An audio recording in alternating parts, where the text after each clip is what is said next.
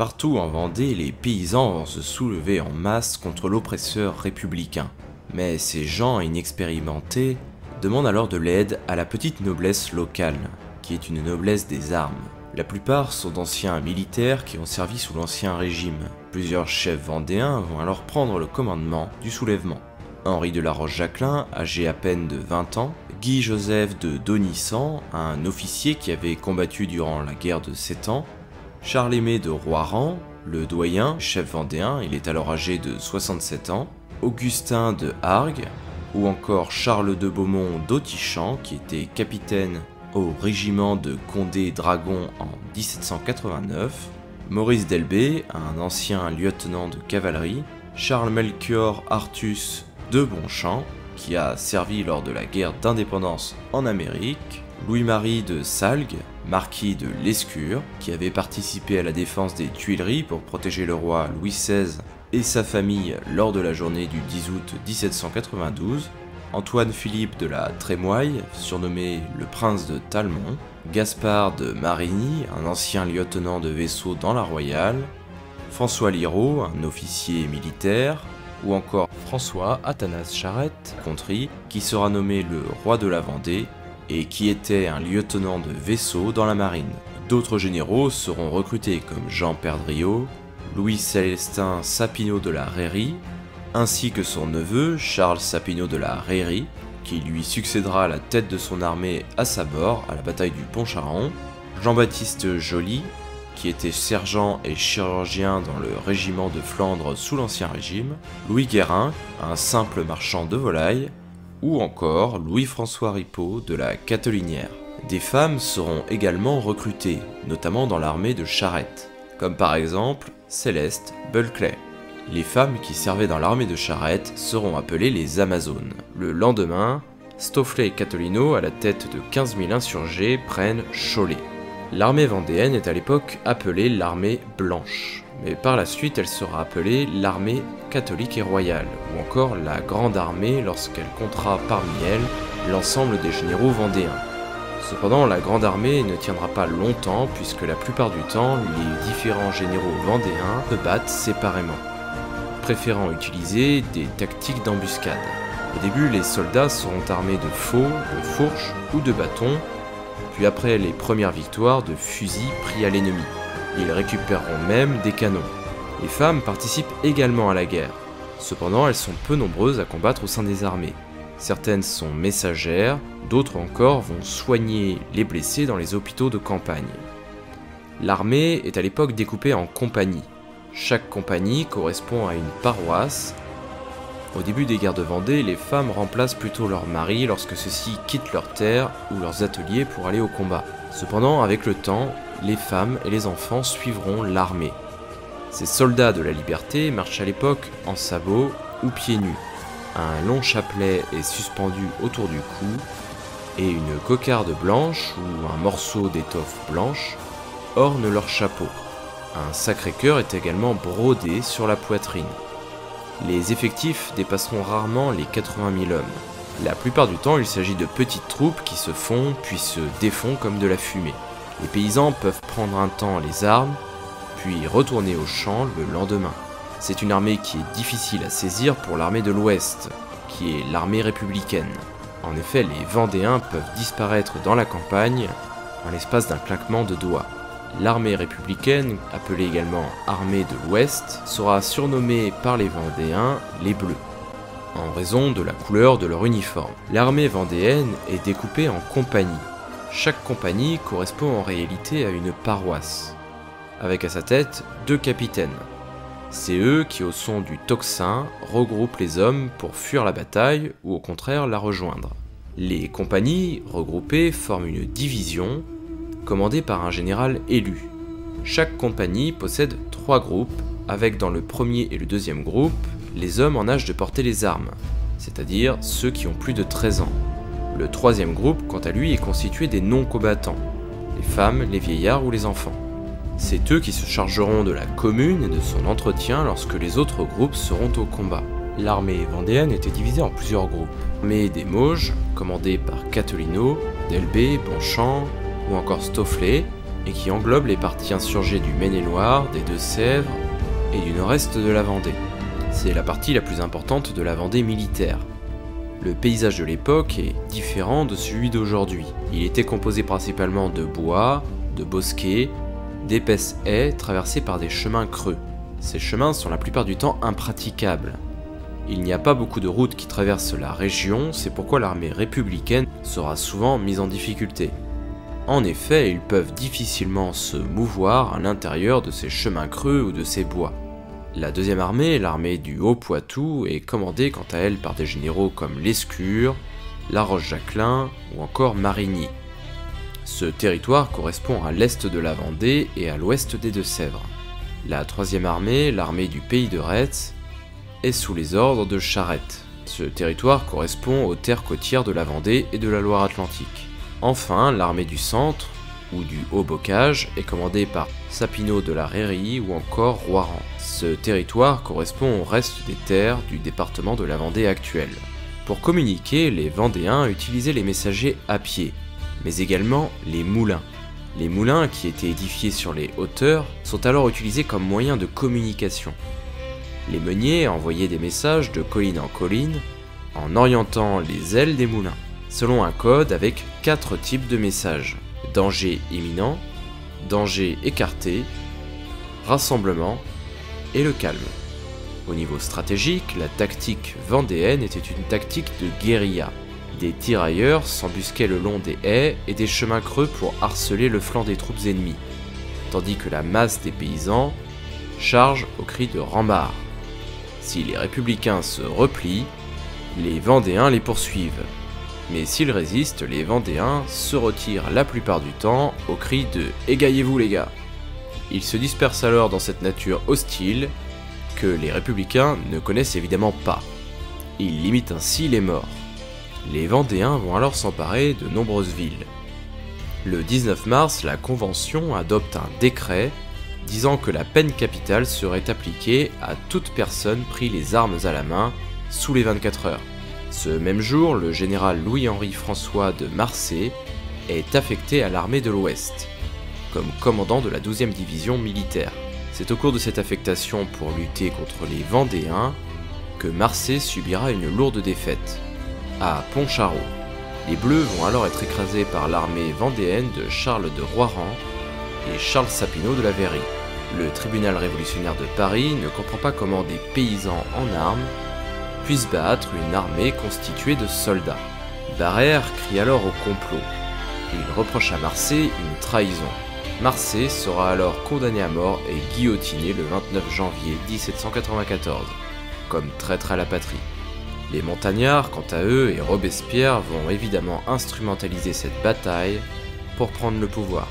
Le 23 mars 1793, c'est la prise de Pornic par les Vendéens. Mais les républicains lancent une contre-attaque et reprennent la ville. Les Vendéens capturés seront fusillés. Le 27 mars, François Athanase Charette, Louis-François Ripaud de la Catlinière et Louis Guérin attaquent de nouveau Pornic. À 11 h du matin, divisés en 4 colonnes et déployant des drapeaux blancs, les rebelles arrivent en vue de Pornic. Les 2 premières colonnes vendéennes à être entrées dans la ville attaquent alors presque aussitôt. Les 2 camps vont tirailler pendant 3 à 4 heures, sans résultat. Finalement, Charette donne l'ordre de mettre le feu aux maisons dans lesquelles les républicains se sont retranchés. Le commandant Babin décide alors d'ordonner la retraite et ils prennent la direction de Paimboeuf. C'est une victoire vendéenne. Le 6 avril, Barère propose la création du comité de salut public.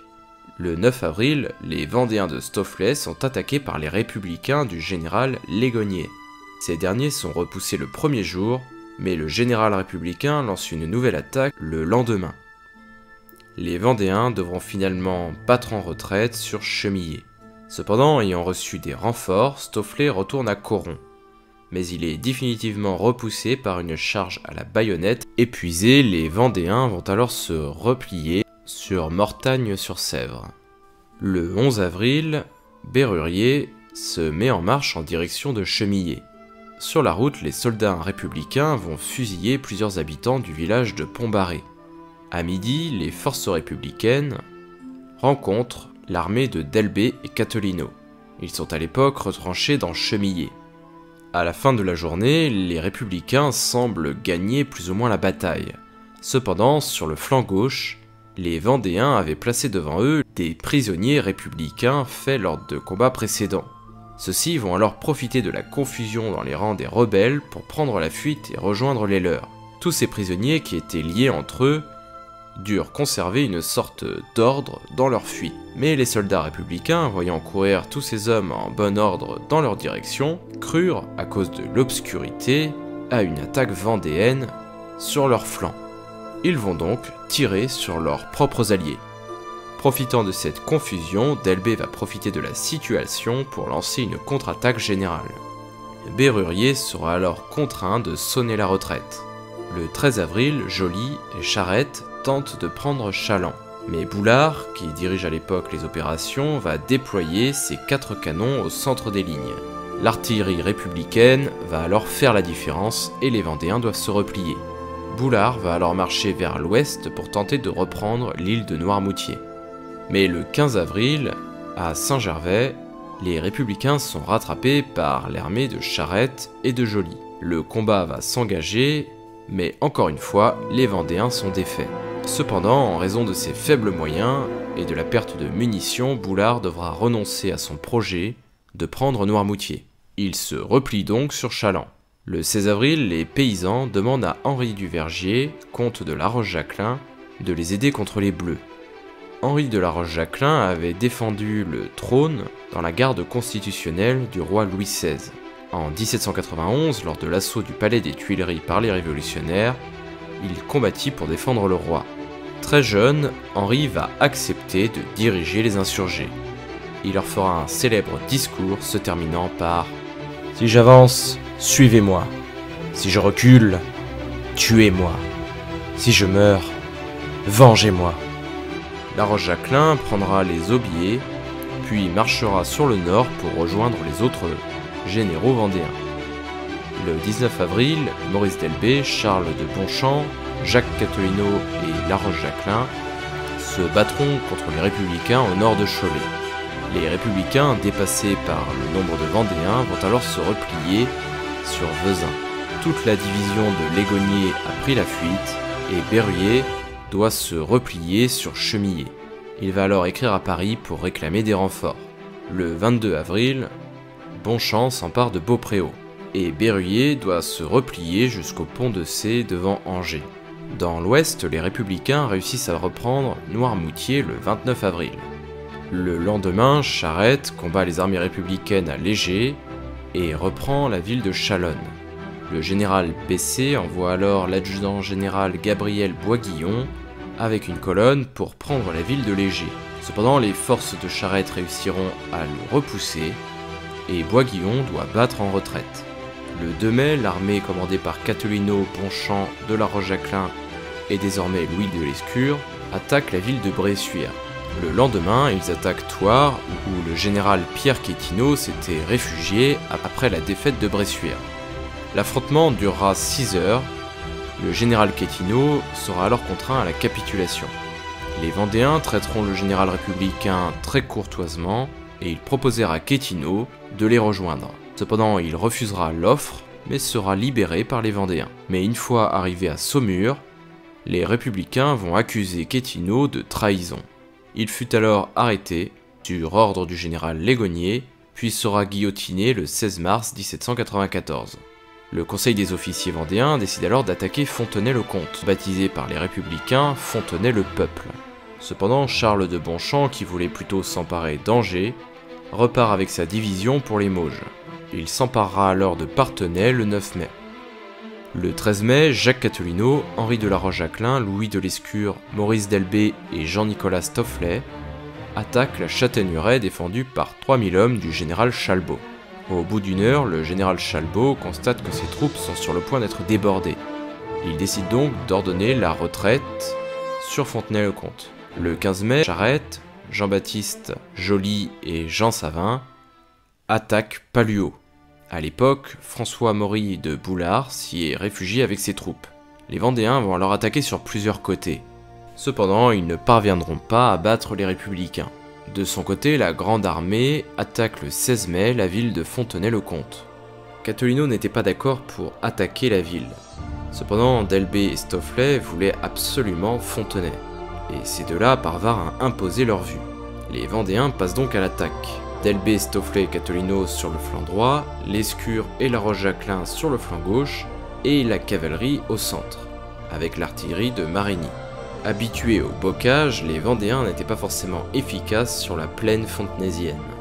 Chalbaud va réussir à contourner les lignes vendéennes et les attaquer dans le dos. C'est alors une défaite de l'armée vendéenne qui doit se retirer.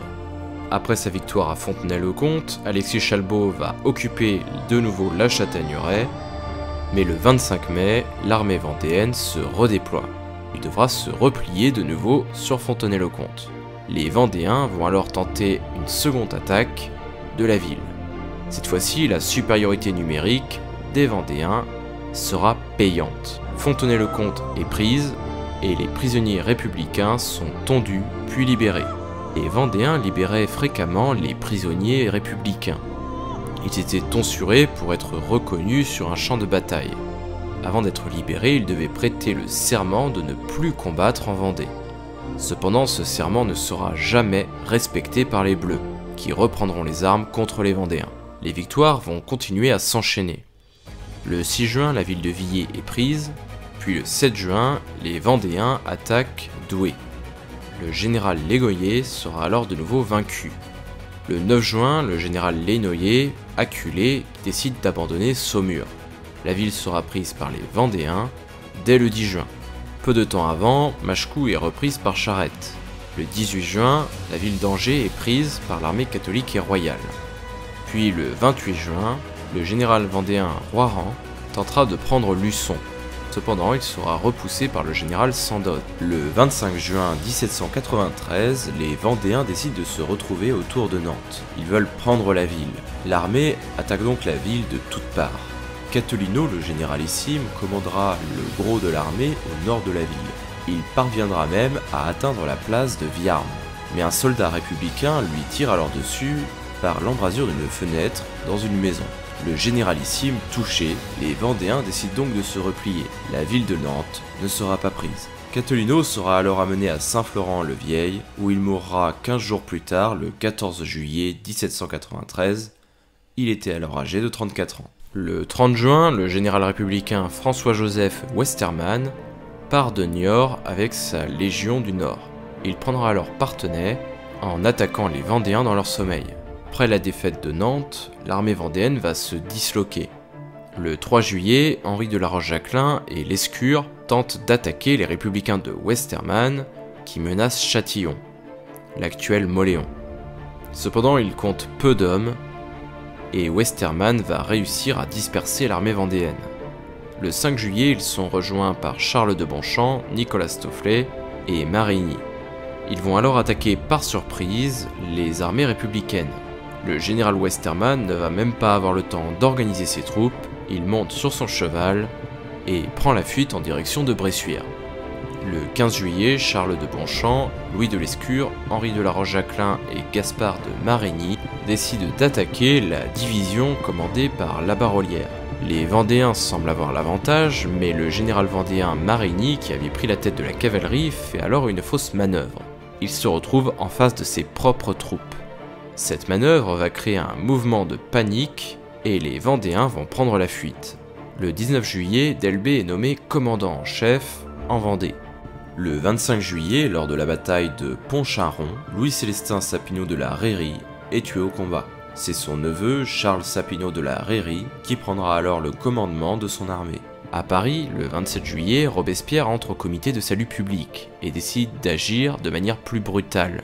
Le 1er août, la Convention vote l'extermination de la Vendée et envoie une armée organisée pour écraser les rebelles, l'armée de Mayence. Des discours seront présentés devant l'Assemblée, comme le fameux discours de Barère, qui ordonne aux troupes républicaines de détruire les forêts, les repères des rebelles, les récoltes, de saisir les bestiaux et de déporter les femmes, les enfants et les vieillards. Le 14 août, l'armée vendéenne tente une nouvelle attaque de la ville de Luçon, mais c'est de nouveau un échec. Le 26 août, Charette, Joly et Savin attaquent la ville de La Roche-sur-Yon. Cependant, ils seront repoussés par une charge à la baïonnette des Républicains. Le 5 septembre, Maurice Delbé, Charles de Roiran et Jean-Nicolas Stofflet vont s'emparer de la ville de Chantonnay. Le 14 septembre, c'est la bataille de Vrines, où les troupes de Lescure seront battues par les Républicains. Le 16 septembre, c'est la bataille de Montaigu. Le général Kléber, Bessé vont alors attaquer la ville de Montaigu. Les Bleus prennent alors la ville, puis vont la piller. Le 19 septembre, c'est la bataille de Torfou. François, Athanase Charette, Charles de Bonchamp et Charles de Roiran prendront possession de ce territoire. Le 21 septembre, ils reprennent alors la ville de Montaigu. À la suite de cette défaite, le général républicain Jean-Michel Bessé sera rappelé à Paris. Déclaré incompétent, il est alors condamné à mort, puis exécuté le 13 avril 1794. Après avoir repris Montaigu, Charette et Lescure devaient alors, selon le plan, rejoindre Bonchamp et le général en chef Delbé, qui affrontaient l'armée de Mayence. Cependant, Charette apprit qu'une armée républicaine partie des Sables d'Olonne avait pris position à Saint-Fulgent. Charette décide de l'attaquer plutôt que de soutenir Delbé. Le 22 septembre, battront alors les Républicains, qui se replieront sur Chantonnay. Au même moment, les armées de Delbé, de Bonchamp, de Liraud et du prince de Talmont sont en sous-effectif face aux armées républicaines. Ils seront alors battus par les Républicains. Le 29 septembre, Charette décide de se séparer des autres généraux et tente de reprendre Noirmoutier. Mais il échouera. Le 1er octobre, à Paris, un nouveau décret est voté à la Convention qui ordonne cette fois-ci d'exterminer avant la fin du mois d'octobre tous les brigands de la Vendée. L'objectif est donc de se débarrasser de tous les Vendéens. Et les colonnes de Turreau sont lancées. Les colonnes de Turreau sont des soldats républicains ayant le droit de massacrer, de brûler et de tout détruire sur leur passage. Le 6 octobre, c'est la bataille des 13 Septiers. Maurice Delbé et Charles de Bonchamp sont battus par les troupes de Westermann. Ils perdent alors de nouveau leur capitale, Mauléon. Le 12 octobre, Charette réussit enfin à prendre Noirmoutier. Charette quittera alors l'île en y laissant une garnison. Le 15 octobre, c'est la bataille de la Tremblay. Delbé, Lescure, Bonchamp et Roiran vont déployer leurs troupes à Saint-Christophe-du-Bois. Ils parviendront alors à repousser les troupes républicaines. Cependant, Lescure sera touché d'une balle qui va l'atteindre à la tête. Grièvement blessés, les Vendéens qui croient leur général mort se replient sur Cholet. Le 17 octobre, les Républicains attaquent de nouveau la ville de Cholet. Durant la bataille, Bonchamp et Delbé seront blessés et les Républicains vont mettre les Vendéens en fuite. Ils se replient alors sur Beaupréau. Les Vendéens, acculés par les Républicains, ont alors une décision à prendre: disloquer l'armée ou passer au nord de la Loire. Ils prendront finalement la décision de faire passer l'armée au nord de la Loire. La virée de Galerne correspond à la période où les Vendéens vont traverser la Loire pour rejoindre Granville. L'objectif est de retrouver les immigrés venus d'Angleterre, ainsi que les chouans bretons, afin de réunir les forces. L'armée catholique et royale décide de partir vers le nord à la suite de la défaite de Cholet. Cette défaite a causé à l'époque la mort de nombreux Vendéens, et le général Charles de Bonchamp a lui-même été blessé durant la bataille. Westermann, suivi des troupes de Beaupuy et d'Axo, décide de poursuivre les Vendéens. Ils vont notamment attaquer Beaupréau, mais les Vendéens sont déjà au niveau de la Loire. Les barques effectuent d'incessants allers-retours sur le fleuve afin de faire traverser l'armée vendéenne. Les vieillards, les femmes et les enfants suivent également les troupes. Les Vendéens avaient également avec eux 4 à 5 000 prisonniers républicains, mais ils ne pouvaient pas les emmener au-delà de la Loire. Les soldats vendéens braquèrent alors les canons devant l'église où étaient enfermés les prisonniers. Ces soldats réclamaient du sang pour l'ensemble de leurs morts. Néanmoins, le général Charles de Bonchamp, sur son lit de mort, apprit que les prisonniers républicains allaient être exécutés. Il s'adresse alors à son second, Charles de Beaumont d'Autichamp, et lui demande d'obtenir la grâce des prisonniers. D'Autichamp va alors se présenter devant les soldats vendéens et lira la lettre de Bonchamp.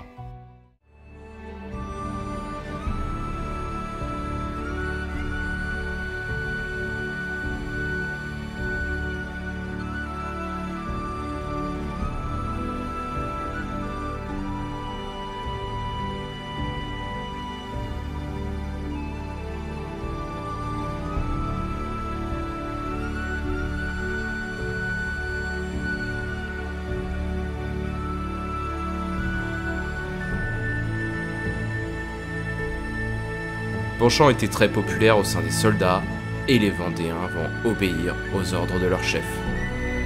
Les républicains seront alors libérés contre la promesse de ne plus leur livrer bataille. Bien évidemment, les Bleus ne respecteront pas leurs paroles. Pire encore, ils devront mentir en disant qu'ils ont été maltraités par les Vendéens. Ils devront également dire que c'est l'armée républicaine qui les a délivrés et non pas les Vendéens qui les avaient libérés. Cette propagande de guerre a en réalité pour objectif de faire passer les Vendéens pour des monstres. Ce qui est paradoxal puisque, en face, les républicains fusillaient systématiquement tous les Vendéens capturés. Bonchamp ne survivra pas à ses blessures et mourra quelques jours plus tard. Le 20 octobre, l'armée vendéenne réussit donc à passer la Loire et c'est le début de la virée de Galerne. La plupart des généraux vendéens vont passer la Loire avec l'armée. Seul Delbé, qui était sérieusement blessé, ne les a pas suivis. Il sera conduit par un petit nombre de soldats vendéens vers l'ouest pour se réfugier à Noirmoutier, défendu à l'époque par l'armée de Charette.